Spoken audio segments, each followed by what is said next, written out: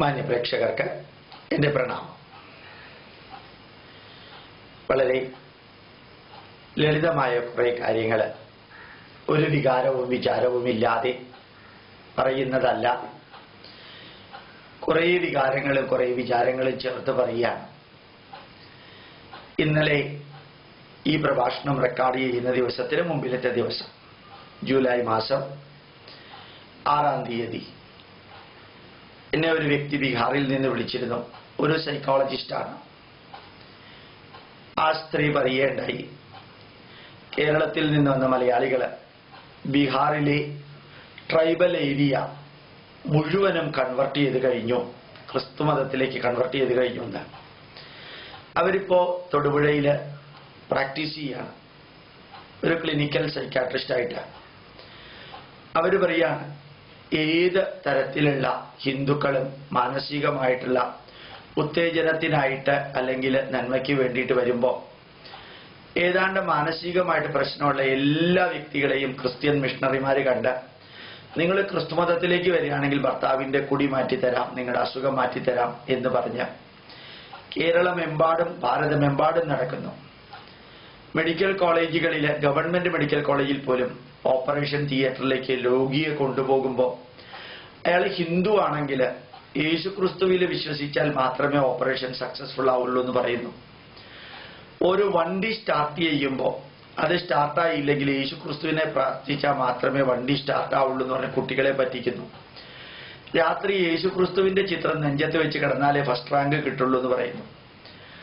അമ്മയെയും അച്ഛനെയും ക്രിസ്ത്യാനിയാക്കി മാറ്റണമെന്ന് പറഞ്ഞ് സ്കൂളിൽ നിന്ന് മക്കളെ പറഞ്ഞയച്ച് വീട്ടിലേക്ക് വിടുന്നു.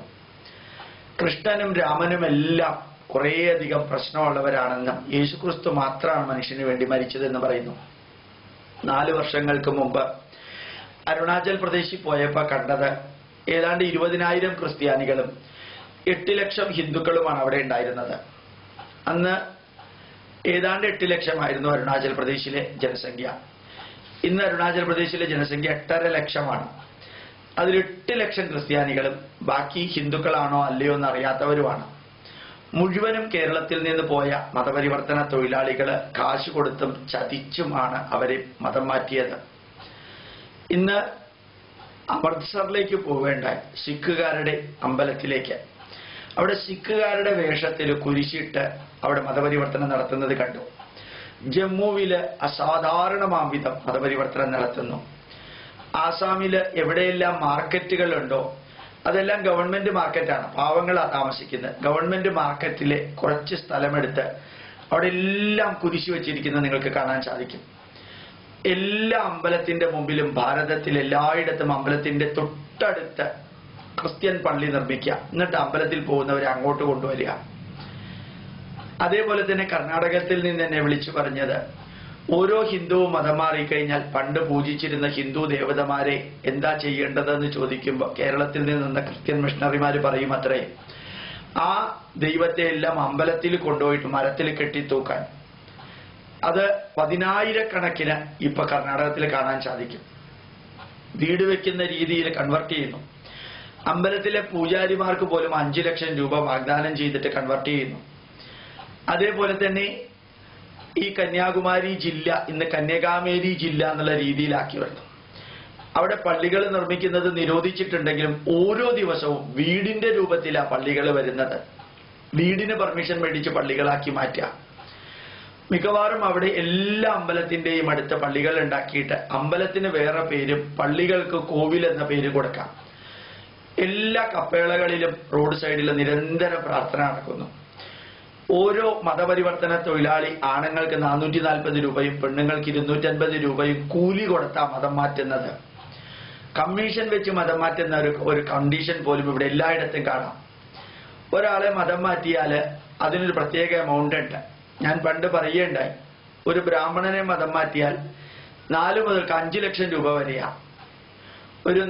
ഒരു നായരെ മതം മാറ്റിയാൽ അയാളുടെ ക്വാളിഫിക്കേഷനും ബാക്കിയുള്ളതും അനുസരിച്ച് 1 ലക്ഷമോ 2 ലക്ഷമോ 3 ലക്ഷമോ കിട്ടും. ജാതി താഴേക്ക് വരുന്നതനുസരിച്ച് മതം മാറ്റത്തിന്റെ എമൗണ്ട് കുറഞ്ഞു വരുന്നു എന്ന് ആധികാരികമായിട്ട് അറിയാൻ സാധിച്ചു. മതം മാറുന്നവര് ചികിത്സയ്ക്ക് പോകുന്നവരും അതേപോലെ തന്നെ രോഗശാന്തിക്ക് പോകുന്നവരും അല്ലെങ്കിൽ പള്ളിയിൽ നിന്ന് സഹായത്തിനും സഹകരണത്തിനും പോകുന്നവർക്കും സഹായവും സഹകരണവുമായിട്ട് പൈസ കൊടുക്കുന്നു, അല്ലെങ്കിൽ സഹായം കൊടുക്കുന്നു പൈസ കൊടുക്കാതെ. ഇങ്ങനെ നാഗാലാൻഡ് മുഴുവനും മതപരിവർത്തനം ചെയ്തു കഴിഞ്ഞു. മിസോറാമിൽ 95% മതപരിവർത്തനം ചെയ്തു കഴിഞ്ഞു. മണിപ്പൂരിലെ ഹിന്ദുക്കൾ എന്ന് പറയുന്നത് വളരെ കുറച്ചേ ഉള്ളൂ. ഒറീസയിൽ 23% കൺവർഷൻ നടന്നു കഴിഞ്ഞിരിക്കുന്നു. ഒന്നും തന്നെ യേശുക്രിസ്തുവിനോടുള്ള ബഹുമാനമോ സ്നേഹമോ കൊണ്ടല്ല. 67 രാജ്യങ്ങളിൽ നിന്ന് ഒഴുകുന്ന 69,000 കോടി രൂപ ഒരു മാസ്റ്റർ പ്ലാനാണ് 2020 മുമ്പ് ഇന്ത്യയെ ക്രൈസ്തവ രാജ്യമാക്കി മാറ്റണമെന്ന് പറഞ്ഞ്. ആ മാസ്റ്റർ പ്ലാൻ നടക്കുമ്പോഴും ഈ ഹൈന്ദവ ജനത ഇതൊന്നും അറിയുന്നില്ല. 1-2 പേര് എന്നെ വിളിച്ച് പറയാറുണ്ട്, മറ്റു മതത്തിനെ കുറിച്ച് നമ്മൾ എന്തിനാ പറയുന്നതെന്ന്.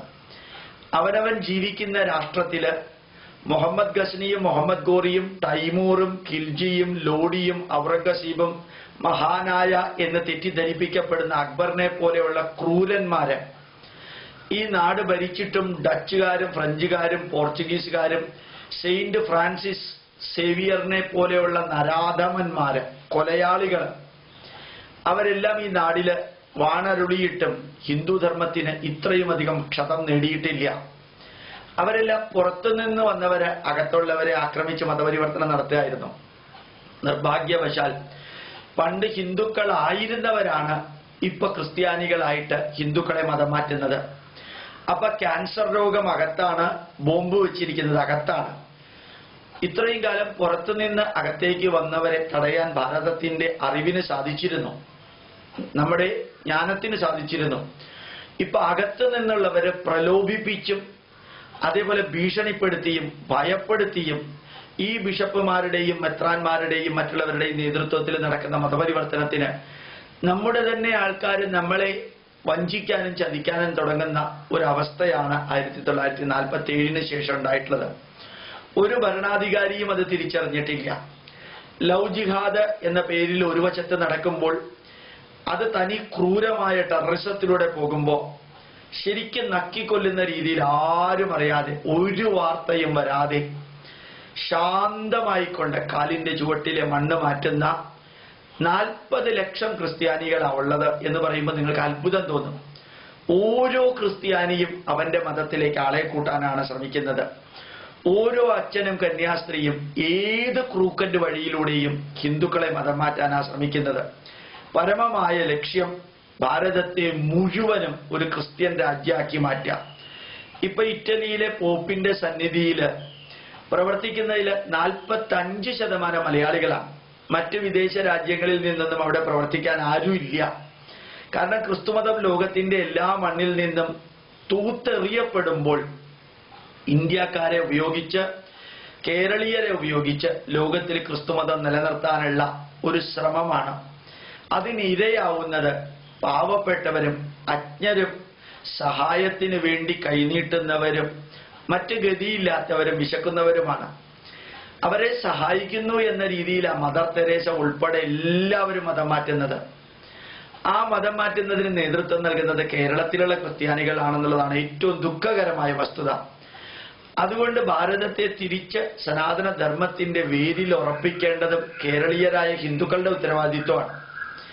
അതുകൊണ്ട് തന്നെയാണ് മലയാളത്തിൽ ഇപ്രകാരമുള്ള കാര്യം പറയുന്നത്. മറ്റ് ദേശത്തിലുള്ളവര് കോട്ട ധ്യാന കേന്ദ്രം പോലെ ഓരോ സ്ഥലത്തുള്ള ധ്യാന കേന്ദ്രത്തിൽ വന്ന് ബൈബിളിനെ കുറിച്ചും യേശു ക്രിസ്തുവിനെ കുറിച്ചൊക്കെ പഠിച്ചിട്ട് വേണം പിന്നെ മതം മാറ്റാൻ പോവാൻ. പക്ഷെ കേരളീയര് ചതിച്ച് മതം മാറ്റാനുള്ള കാലം തുടങ്ങിയിട്ട് കുറെ കാലമായി. അതുകൊണ്ട് ഈ ചതിയും വഞ്ചനയും അവരുടെ രക്തത്തിലുണ്ട്, മതം മാറ്റുന്നവരുടെ രക്തത്തിൽ തന്നെയുണ്ട്. അതുകൊണ്ട് അവർക്ക് എവിടെ ചെന്നാലും പെട്ടെന്ന് അയൽവക്കത്തുകാരനെയോ അവനവന്റെ വീടിന്റെ 1ാമത്തെ നിലയിൽ താമസിക്കുന്നവനെയോ പരിചയപ്പെടുന്നവനെയോ എല്ലാവരെയും മതം മാറ്റാൻ അവർക്ക് സാധിക്കും.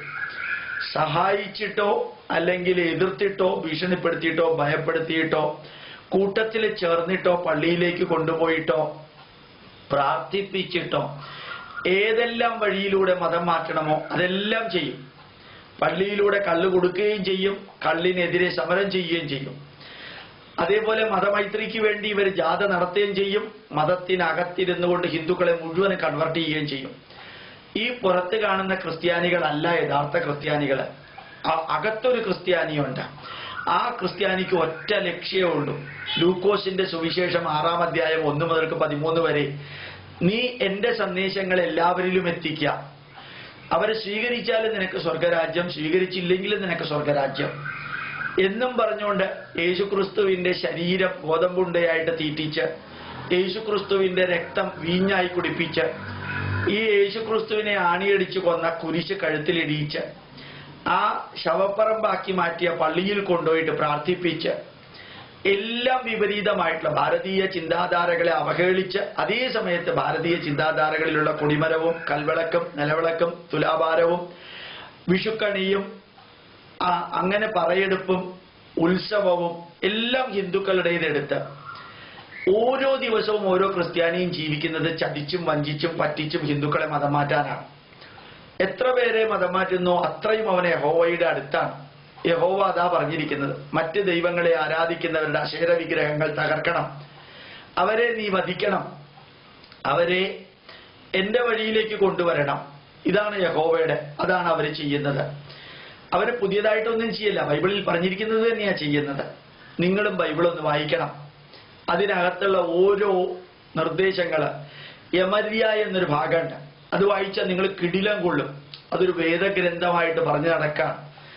ഹിന്ദുക്കളുടേതായിട്ടുള്ള നന്മകളെടുത്ത്, ഹൈന്ദവ പേരുകളെടുത്ത്, സംസ്കൃതത്തിലെ വാക്കുകളെടുത്ത്, നമ്മുടെ ആരാധനാക്രമങ്ങളെടുത്ത്, നമ്മുടെ സംസ്കാരത്തിന്റെ പലതും എടുത്ത്, എന്നിട്ട് തിരിച്ച് ഈ ധർമ്മത്തിനെതിരെ തന്നെ പ്രവർത്തിക്കുന്ന, അത്രയും ക്രൂരമാണ്, ടെററിസത്തെക്കാൾ ഭീകരമായിട്ടാണ് ഭാരതം ഇന്ന് മതപരിവർത്തനത്തെ അറിയാതെ അഭിമുഖീകരിക്കുന്നത്.